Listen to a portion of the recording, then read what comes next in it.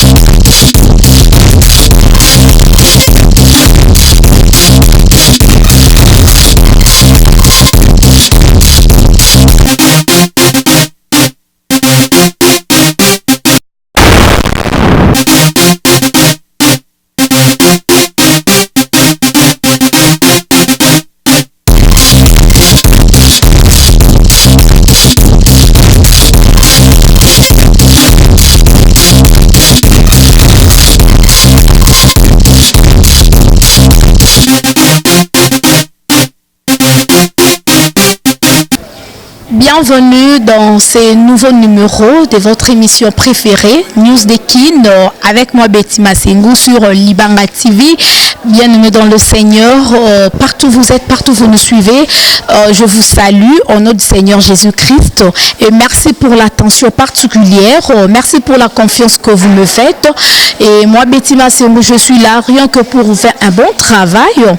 Salutations spéciales à vous. Bonjour, bonsoir. Ça dépend de l'heure à laquelle ou à l'endroit que vous nous suivez. Salutations aussi à l'équipe technique qui nous accompagne pour la bonne marche et la réussite de cette mission. Là, je vois déjà l'ingénieur Dave Moubama, les papas de Joyce Davline. Salutations à vous. Salutations aussi à ma maman chérie, maman Cathy Bakissa. Salutations vraiment déjà à tous les fidèles de l'église Centre d'intercession Rehoboth qui se situe dans la commune de Lemba sur l'avenue Semlik numéro 40 ici à Kinshasa bien sûr. Et aujourd'hui je reçois pour vous le pasteur Olivier Temete, mais le visionnaire de l'église Rehoboth. Nous allons parler sur un sujet très important, hein, l'église de Laodicée.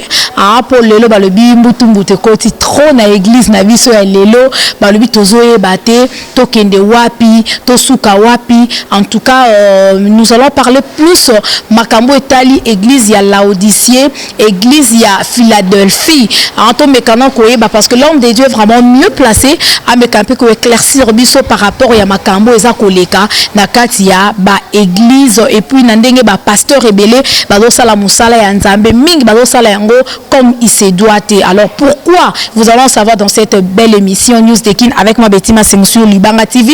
Abonnez-vous déjà massivement sur ma chaîne Libanga TV. En tout cas, vous ne serez jamais dessus. Voilà, je suis déjà avec l'homme de Dieu, le pasteur Olivier Temete, mais notre daddy.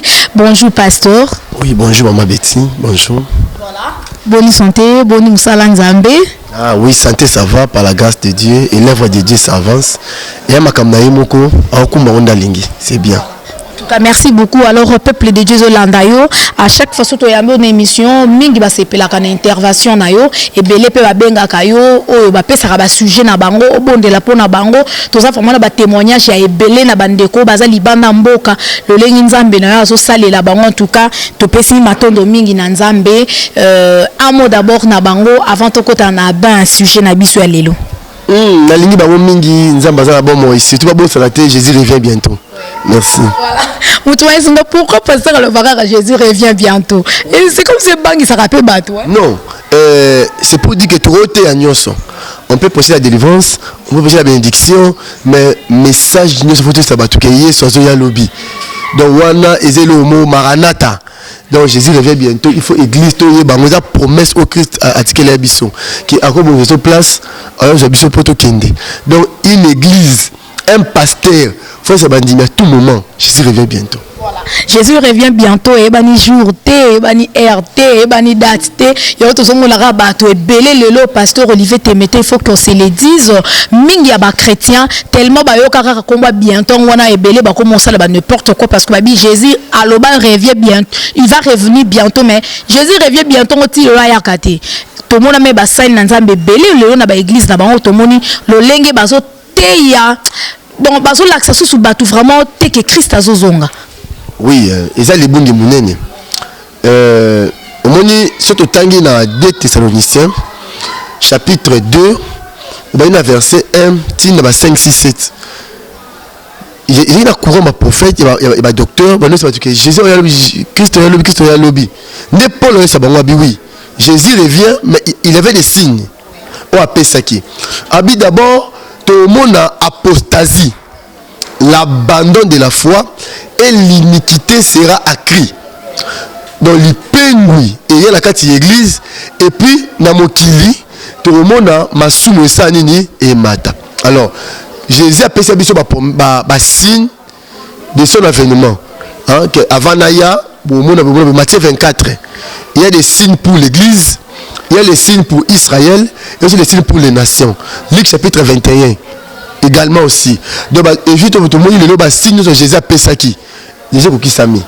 Ah toi c'est la totalité ba Eliba Koka et puis son il y a trompette à la voix d'un archange. Ce cas est bêti église tokei. Mais une église où le pasteur a terre à makamote, a tous un expert dans la délivrance, un expert dans l'onction.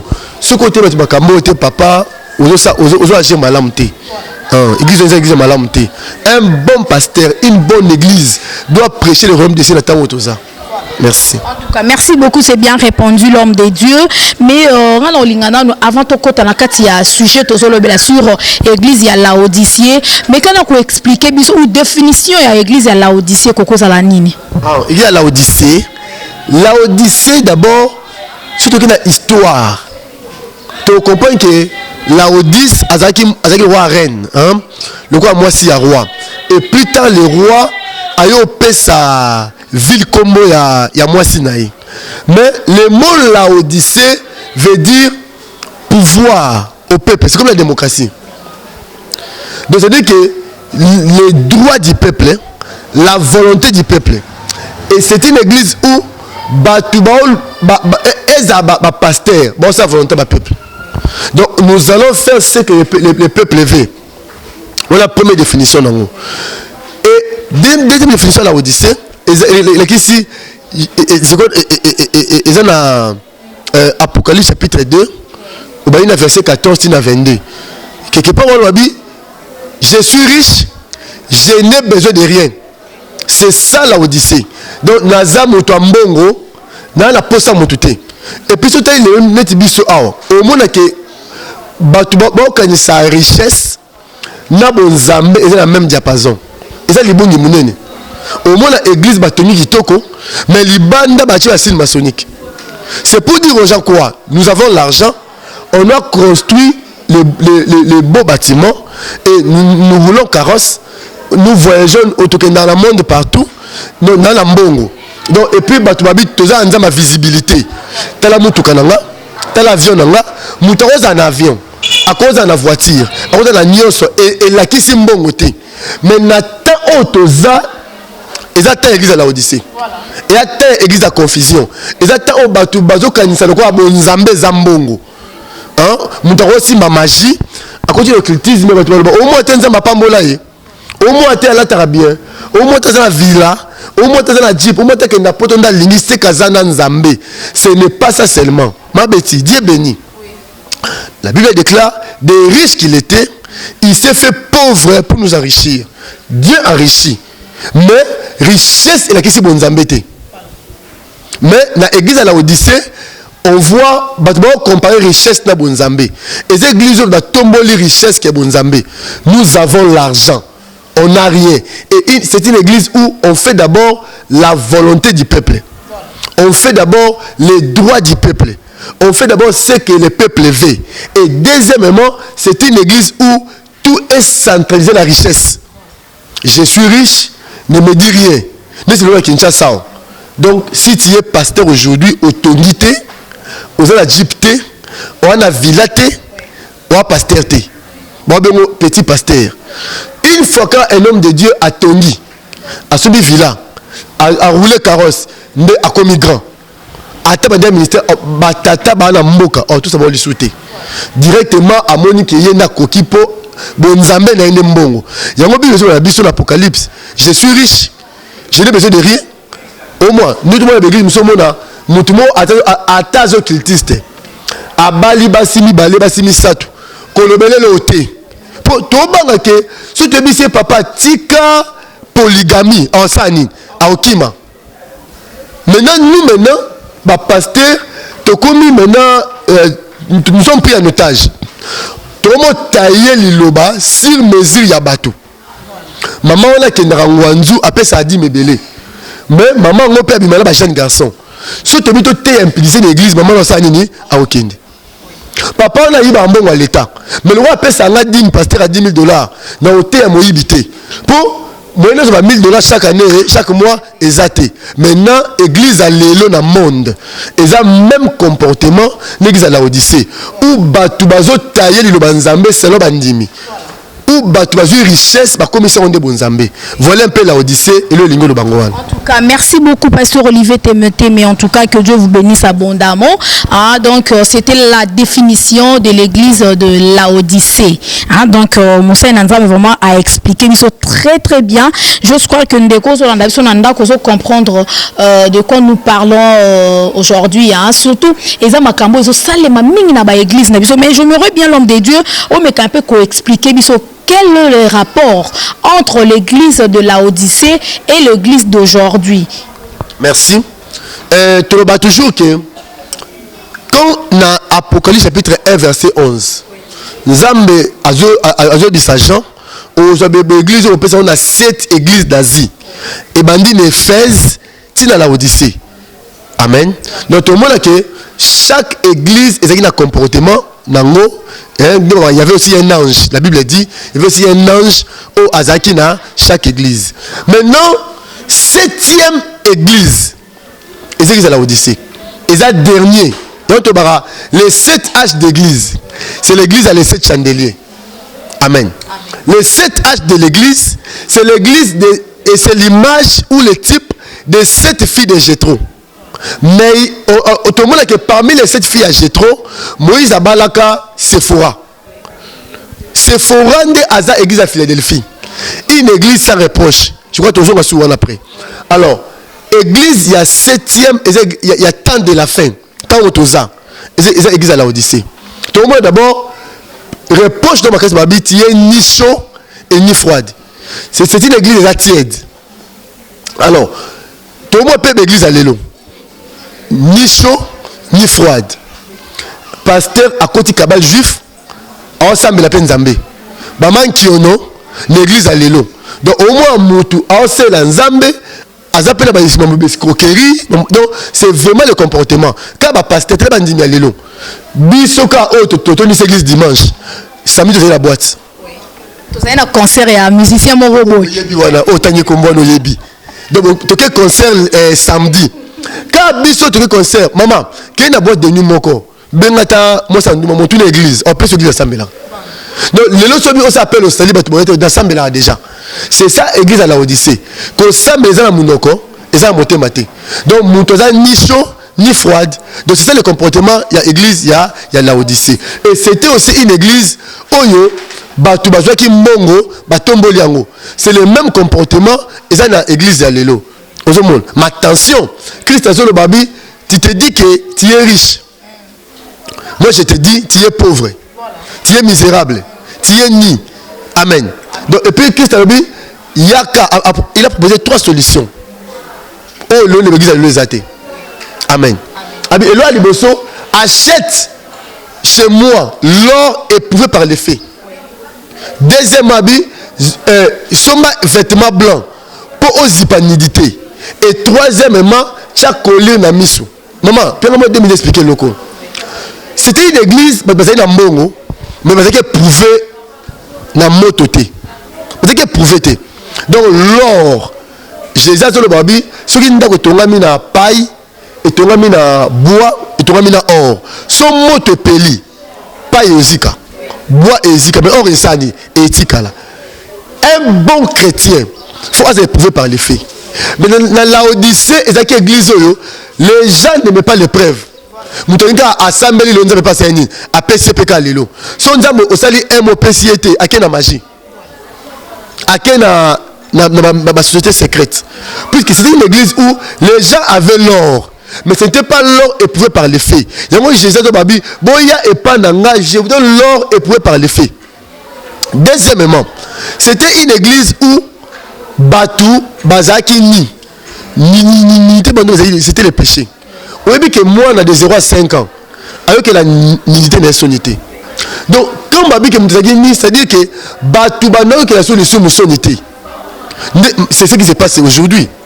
Mais vous comprenez que Moutou, Osamabe, Babi, c'est Osamabe, était à l'aise. Donc, dans le monde où le son est assouté, n'a pas besoin de Nzambe, n'a pas bandimi, son est athée. Au saliman qui ono, et revêté que Moutou, oyo, kosi biso aveugle, ta monaka, au PCM mbongo, pour la bima aveugle, Moutou, on paye yo, mettez pasteur qui na TV, à quel sauté ya. Donc, Mbatou soni, et assouté. Yango j'ai dit bah bon là ta vêtement blanc boya pas langa na pesa bino vêtement blanc pour couvrir la honte de votre nudité. Amen. Et puis là asukabi bo tia coller na ta misu pour bo ça nini bo mona. C'est ça l'espace discernement. Et les églises ils ont discernement. Mouton ça ba signe magique. Bo moni que mouton ba signe ça les magique. On a ba pasteur rebelle, ba pasteur rebelle to tanga ba komboté. Ah poto leze bango te me biso moko to yebi to mona ba église na bango, même ba sino ba sala liboso ba église wana, o mona pe pasteur pas o yemba mais a sala ba signe magique. Ce qu'on a évité pasteur, wana tout benga ngoni. Église ka ya Laodicée ou to église na biso ya lelo. Église à Laodicée, babi c'est une église aveugle. Mouton mona te. Le pasteur a tiré le colo, a invoqué ba démon. Bonjour ba komo azo benga wana, ba misa moti ba benga ngope. Mais à le bien lundi, m'a dit tu vas sessionner. Ba ke. Ba yeli sous ils sont aveugles. Et moi Jésus abi bo tia coller dans mission sanini, bo mona parce que les gens les écailles. Ba coller na misu est sur ba sanini, ba mona que la magie lelo et continue l'église. Ma beti. Tout tangi na Nombre chapitre 25 verset 1 à 5. Quand Balaam a récité comme dit Israël va changer une méthode. Bazui basi la Moabite na mibala Israël basani basangi si bango. Maintenant basi ya Moabite bazui bal peor. Nzambe la Moab ba pesi Israël basani ni bakumamela. Israël est adoré bal peor. La Bible déclare Israël s'attacha à Baal peor. Et comme Yahweh n'a pas le péor. L'église est l'église, il y a mélange. Hein? L'église, l'Odyssée est l'église à mélange. Ba mélanger Nzambe na ba kisi. Mais ba nimio ba l'église wana ba on a payé. Si les gens ont $1, il y a une église na bango. Mais ba on kende ka pour ba aveugle. Une église aveugle. Mutazu ba signe magique, ba signe tout le monde ba musicien mokili ba osala na misapi na bilamba bazolata na église eza na bakati église le Satan a cause une église et puis ma beti Laodicée et église yo Yesu alibanda. Abi je mettais la porte et je frappe. Mukolo église boche libanda église bozu photo ya pasteur boche na mire. Maman mukobo mona ngai na che photo ya ngai Olivier na église. Bon regardez ma image. Bon bagay na pengui. Bon quand tout le monde a gouverneur en salle. A dit photo chef de l'état Sénin. A tché na sima. Bourgmestre en salle mosala. A dit photo chef de l'état Sénin. A tché na sima. C'est pour dire quoi? Ko ça le noté ngam na tchakio aw. So be bisika mosani na olongo lao. Tant aussi ko yo pasteur. Ozu photo na yo ochi na kati église. Hein? Expliquez bisongo. O komi nzambe. Eza idolâtrie. Exactement. Apôtre Nini a tchaki photo de la carte église. Parce que nous sommes édifiés sur les enseignements des apôtres et des prophètes. Jésus-Christ lui-même comme étant la pierre angulaire. Si ko maté ya o lelo comme une église, pasteur ozu photo na yo o tient la carte ya église. Makambo tozu yango wapi. Et puis une église au monde ba ko ta comme moi Jésus té. Maté ya de peu bandi ka comme moi dadi. Ka comme moi paille. Car comme il y a bishop le nom de mukolo église azali banda siko biso bikelamu neto la kati ya église to réunir la place en Zambie tala esika église le senini et comme lelo c'est ça l'église à la Odyssée makambo nyoso baniba mo na ngote ngakutu tikanga na dadi nanga pona dadi na okufa pona papa na okufa pona pai na okufa bandimi bakoba fanatique ya ba pasteur. C'est ça le fanatisme. L'homme de Dieu n'est pas n'importe qui. Azam to photo memia. La Bible déclare en hébreu tout ça va cambier. Biso même on va dire. Pour bangonde bon samba am na biso. Mutuna nzambe n'est pas n'importe qui. Ma attention est à la portée mutuna nzambe comme sujet adoration. Wana to renverser makambo. Ah wana to renverser makambo wana biso batu tozwi kiti ya nzambe tovandi maintenant nzambe aza otelema ta lelo mama na la Odyssée Jésus obeta porte mukolo église hein koko bofungola nga bofungola azo siti bokotsa ngai mais biso badadi to régner témoignage nzambe dadi na Jésus utazate nzambe dadi na sali en tout cas sona kutana na dadi te nefi na ngeza boité sona kutana na papa te. Bon, pourquoi pas comment Jésus en kati? Mais mingi pe pasteur Olivier bande ko Hollande biso quand on lui maka ba témoignage wana tuzomona ba église belé ba pasteur le komi l'homme ola loba de lobaka l'homme de Dieu comme moto nzambe donc ngane bomoninga ngana za moto nzambe l'homme Dieu donc je sais pas ezabino ba sai na nzambe de bozo conduire peuple de Dieu na libunga tout peuple de Dieu ne zo conduire bino ba sai na nzambe na libunga ma beti gloire ezaka nzambe ezaka biso batute tout ça là témoignage dans mingawa na toujours nous sommes des serviteurs inutiles ata mokufi ya sekui ata cancer si mutu na nzoto ata mutu abali azwi mosala na ministère na ngai biloko pa nzambe. Homme Dieu, cette connotation n'est pas biblique, c'est le fanatisme. On appelle un pasteur l'homme de Dieu, un homme ouais, hein, un pasteur, apôtre, même bishop, ils ont pas ils ont ma bêté, même dad ils ont papa ils ont ma bêté, mais homme Dieu, ngai pena mutobe homme Dieu té, naza mutu yanzambe l'homme de Dieu, mais je suis pas homme Dieu, mais c'est Jésus. Jésus c'est le corps, hein? Christ c'est le ouais. Yango Jacob a vu les banga où ils a Jésus, a vu où ils a ouais a tcheli konaï. Tout tika aux attributions ya Nzambe, Nzamba la ka moko, Nzamba la ka moko.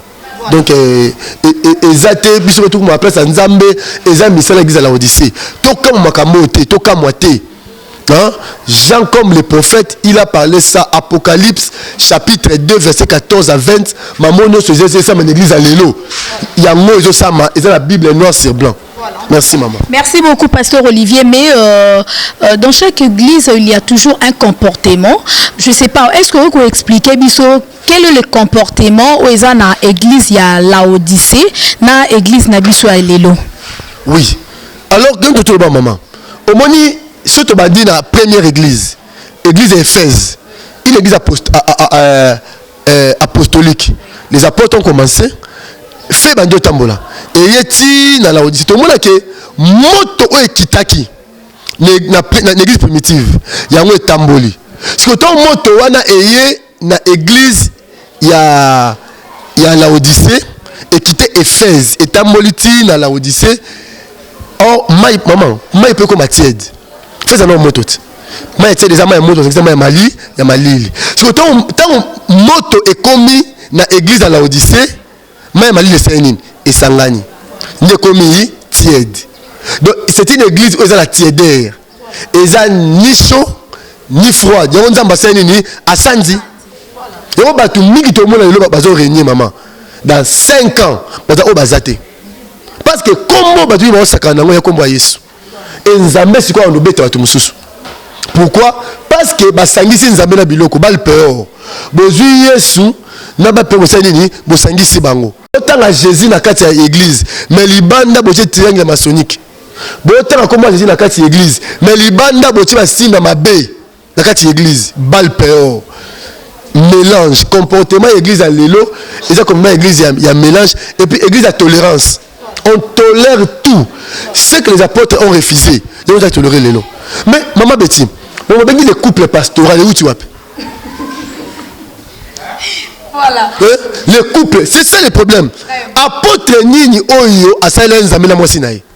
Ah bon? Azate? Maman, bon, tu as la Bible. Quel apôtre? Parce qu'il y a un pasteur, mais maman a jamais connu pasteur. Non, c'est pas que c'est ça. Maya Mali, boché la église. Bon, sangisi. Moto, maya moto. Non, mais Mali, sangisi. Comme cette église à l'Elonini, tiède. C'est ça le premier moment. Donc, nous avons voyagé. Moi, si nous avons un pasteur, nous avons une caisse. Et, bala molimo, l'église, c'est bon. Toi, la révolte, c'est l'apôtre lui de la vision. Apôtre lui, comment tu as vu sur la zate. Pasteur Jacques Mdosani, mais parti il n'y a pas allé qui n'a pas. Parce que parti il y a toi Christian Moana. Aujourd'hui l'église est là. Pasteur Jacques P. A sali Moussa Naya comme il a tenté de bisser Tikel Olivier. A Tikel il a appelé Bati le bazar. Ne tu m'appelles le lot. Ne les a après le bilan Tikel ange. Ce n'est pas ça. Le ministère pastoral c'est diabolique. Le ministère pastoral est à l'église à la Odyssée. To sangisi maté ya musu na kati église o bantoma baté ki bisoté. Mais le pasteur Olivier tout le monde dans l'église est belé hein bande ko boye bango est belé na otanga ba kombote mais bayebi et puis bilo bozo na biso boyebi pasteur azala qui vivant ale amoni ke nzoto comme lemba atikeli mwana na ya komi pasteur comme kamba église mususu bo mona que non pasteur azana église na ye malé bazo préparer déjà mwana na ye bien que bantoma pe bazali mais a préparer relève na ye quand to baka il faut toujours relève à la assurer na catégorie pasteur Olivier te mettez aux boya yango pourquoi? Bon, dans la boya ngoti. Appel, ce n'est pas l'homme qui appelle, c'est Dieu qui appelle. Les Bible déclare étant monté au ciel, amen. À ceux qui sont captifs, hein, les 5 ministères, mais bango likolo. Après, comme dans la carte église. Amen. Alors, ceux qui n'ont pas, ceux qui nous ont moi en biologique, à une église, il faut un appel. C'est ça le problème. Moi, n'a pas un appel. Nous avons ici papa, après yo, moi, nous bossi dans ma kila. Il y a mon succédé. Et ça m'a bêté. Mais là, ma bête, c'est comme un royaume. Sur le principe, quand ce papa koufi atika moi naï, tu vois, tu pengui. Ce papa koufi atika moi si naï, ouais, tu pengui. C'est quoi? Moi, je ne comprends pas. Nous avons besoin de béni toi bien comme la première la deuxième personne à singulier. Et c'est Abraham, je rendrai ton nom grand. Je te ferai une source de bénédiction. Toutes les familles de la terre seront bénies en toi. Dieu n'appelle pas la deuxième personne à pluriel. Au ministère n'abisso. La vision est à Moutoumoko. La vision, c'est ma femme maintenant soutient ma vision. La prière, à hauteur à ma maman. Elle soutient ma vision. Mais ce commis, bon, moi standard a décidé. La cellule à mon foula, tu as Emmanuel. Ça c'est mon minuto loba. La cellule il y a Matonge, tu as Emmanuel. Pourquoi je dis Salem? On est au Pengwa. Au moni, Jésus me croit. Simon le Syraïe. Ayo senga Jésus pesa kwa na mema azongisa maman eza et la kelimabe kotia mutu le roi na ngote. Toi tu n'as pas le ministère ba consacrer le ministère obela libomo okufa eza makambu na oto oza sor ya uza OK si makambu eza yote liwe okota yo pamba. Donc, merci beaucoup, pasteur Olivier Témété, mais je veux revenir à vous. Donc, parce qu'on a quelques éléments. À chaque fois, surtout dans l'homme des dieux, le pasteur Olivier Témété, mais donc, tu auras toujours une rubrique, une rubrique avec Betty, mais tu as intitulé une rubrique témoignage. Donc, tu as un témoignage à l'homme des dieux, à travers Onction Moussa Landame, le pasteur Olivier Témété, mais tout l'andangonanu, papa Dave Moubama, l'ingénieur, are you ready? Ah, donc vous êtes déjà prêts? Voilà. Ok, merci beaucoup. Hein. Let's go now. Tellement, je remercie le Dieu, le pasteur Olivier. Certainement, Dieu vous a béni. Bien aimé, je ne savais pas que moi je vais servir le Seigneur. Donc, j'ai aimé lorsque le pasteur a dit que c'est par sa grâce que nous vivons. Et que c'est par sa grâce que nous existons. Votre Dieu m'a fait commencer en prison. Après avoir fait des études au campus, votre Dieu m'a envoyé en prison. Et en prison, j'ai vu un prophète, un apôtre, qui était venu me ramasser là pour me dire, toi tu es un serviteur de Dieu.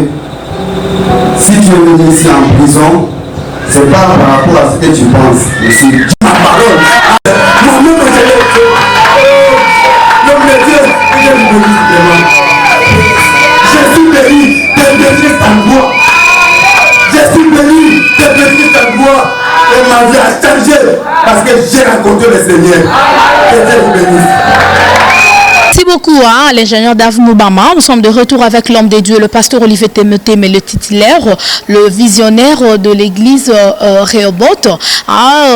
Pasteur Olivier Tolandi, ensemble, témoignage au Komona Moussali Nanzambe, un homme des dieux, au Paza responsable d'une église de la place, aïe, au bon de la peau, aïe, a travaillé dans onction nayo o nzambe nayo au sala alliance Jésus-Christ de Nazareth à travers le sambo nayo pe a témoigné ake ko bondela na hôpital à munene weza na Kinshasa na biso awa nzamba sali babeli babiki na ebité pasteur Olivier. Un mot d'abord par rapport à ça.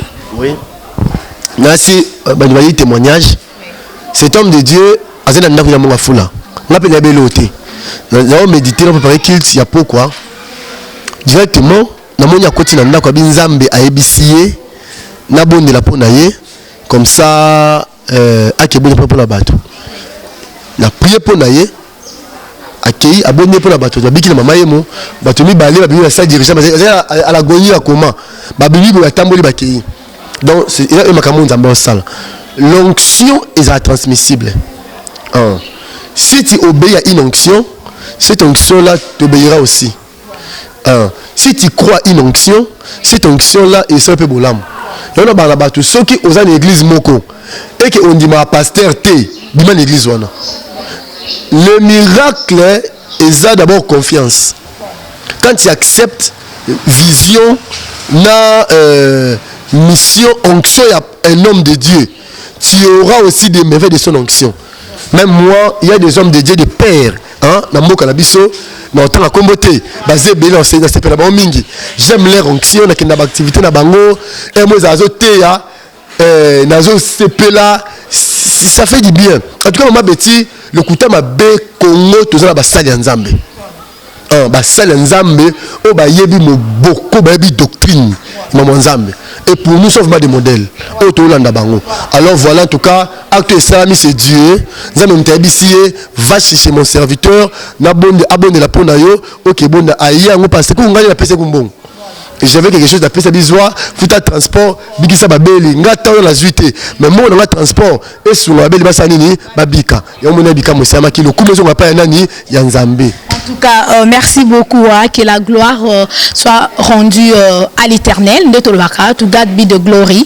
Voilà, merci beaucoup l'homme de Dieu, le pasteur Olivier. Mais pasteur Olivier, là qu'on a remarqué plus, na culte ozote ya makamo biso tozolobela na émission à lelo lelo ba pasteur rebelle quand même hein, tolo ba vérité hein, il faut qu'on se le dise ba pasteur rebelle lelo ba terre sous makambo o etali royaume des cieux té Jésus revient bientôt exact to rotambola tana ba atana 100 églises ana Congo bona ka miso église moko ka mutete yi makambo minga église le koma kaka bénédiction makambo ezaka terrestre bénédiction voyage libala kobota mituka biloko moko kaka oyo eza nango kaka ba onga na benga rango donc ba besoin moko vraiment élémentaire hein, si je peux le dire ainsi mais na moni pasteur Olivier ozote ya makambo oyo eza royaume des dieux royaume des cieux ozolobela makambo oyo ya makambo tozolobela église ya Laodicée je sais pas eza pona nini est-ce que ozobanga te bandi mpe bakoko kende pasteur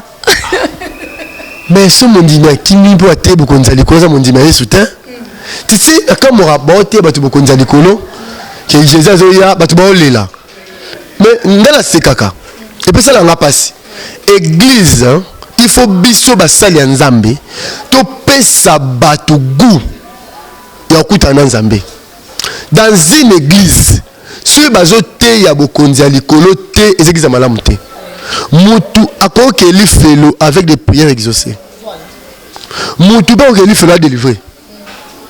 Alors il faut à tout moment tout terre à battre que atteindre ensemble à Jeep et les sous-moutins ma BPT atteindre ensemble ma pango atteindre nos abozuil roi Salomon mais ce qui n'a continué la terre c'est les moussa la pointe de la Samouraï que l'objectif au pasteur nous aujourd'hui appel authentique c'est de préparer l'église bah arrêter le royaume des cieux exactement au voyage qui est poto c'est pas ça et c'est le maman dans un monde poto déjà l'année prochaine non bima déjà donc Dieu m'a dit notamment le monde entier amen ça c'est Dieu ce que Dieu m'a dit et pour moi qui est un bon serviteur de Dieu grandeur il y a homme de Dieu et ça un homme à toi dans mon église grandeur il y a homme de Dieu ça a mis tout comme ma pangoté grandeur il y a homme de Dieu et ça par rapport à la fidélité dans la mission de ma pessier au moment de Jonas Zamba bisie qui est côté ya na Ninive ya qui va na Tarsis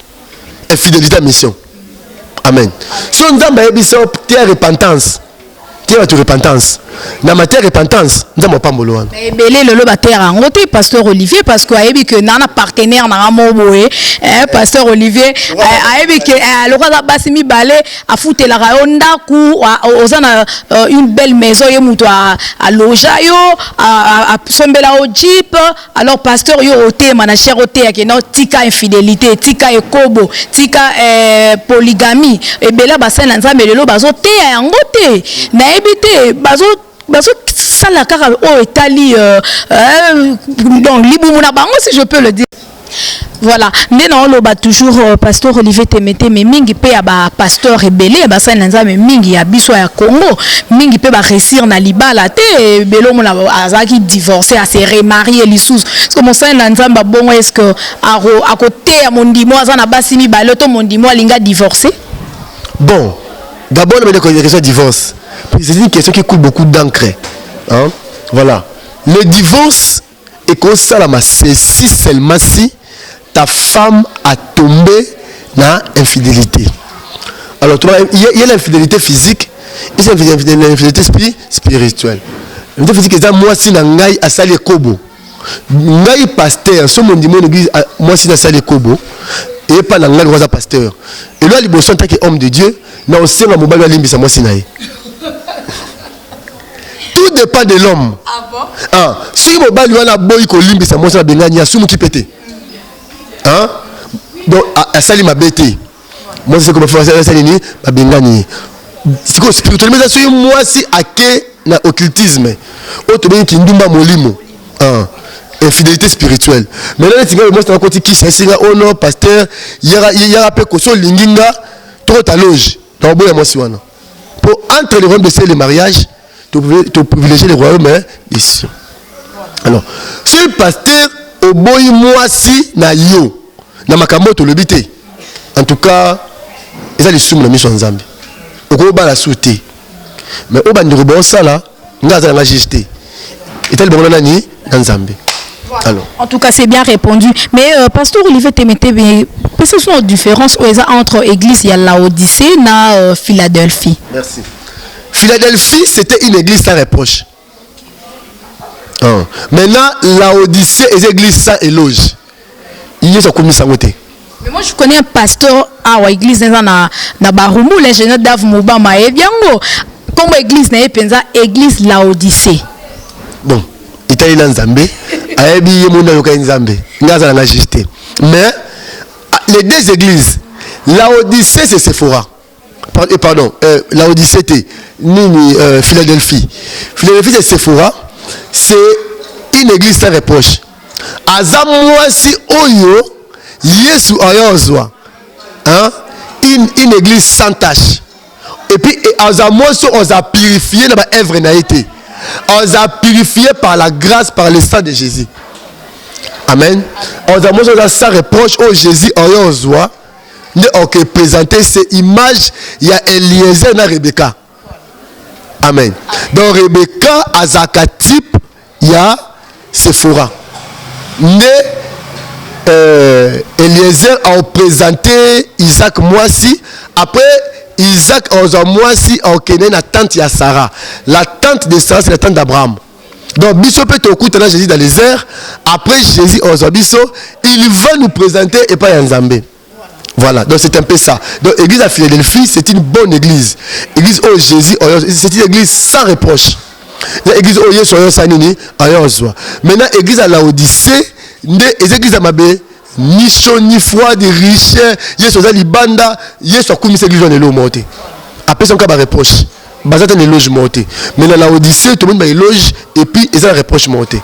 C'est l'église où il faut tout bon de là, et il faut pasteur.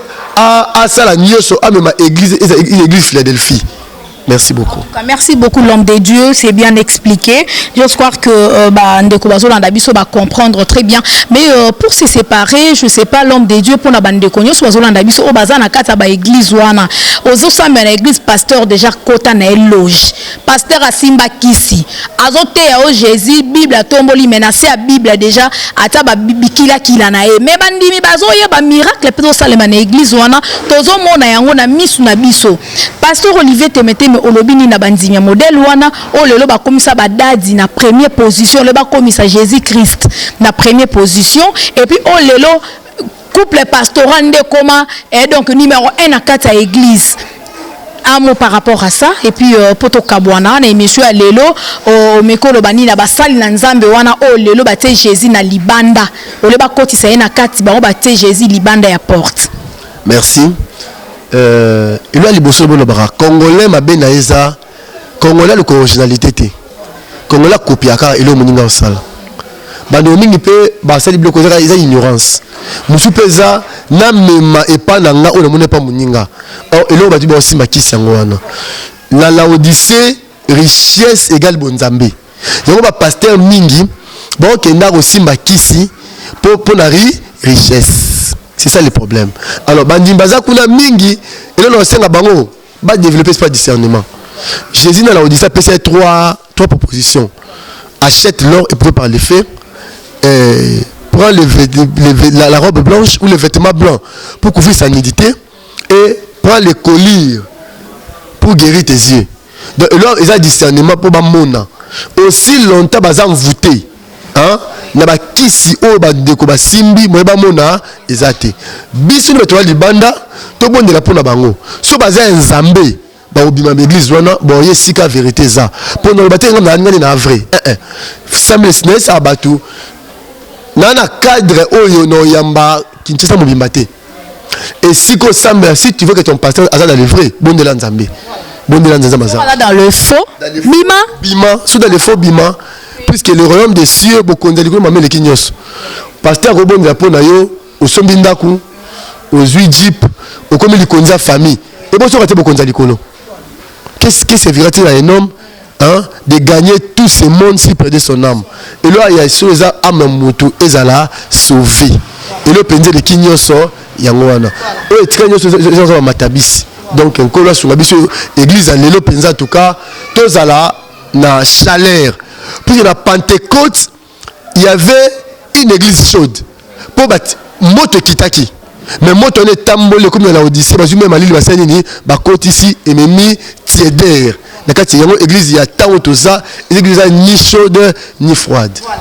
Merci beaucoup. Un numéro de contact pour la bande de Konyo Sobalingara, l'homme de Dieu, le pasteur Olivier Temeteme, abonde la pona bango, nzambe na yo pa kota makamu na bango, de na lobaka ozana poto kena 10 ans, 20 ans, ce n'est pas normal. Muninga oyara poto inana zu mukanda, sko yo kena 20 ans, 30 ans ozora mukanda te. Donc makambu sur makambu ba problème sur ba problème liba les osimba te kobote zo ya te ozo liba la bien me kobote zate nyonso aneza ba réclamation ba bota donc ba ombre maléfique donc l'homme de Dieu là indena le bara toujours le pasteur Olivier Temeteme est disponible nyonso anytime olingo benga na numéro est affiché ou soit pasteur un numéro pesa na bande ko balingi ko benga yo pona ko ba prière.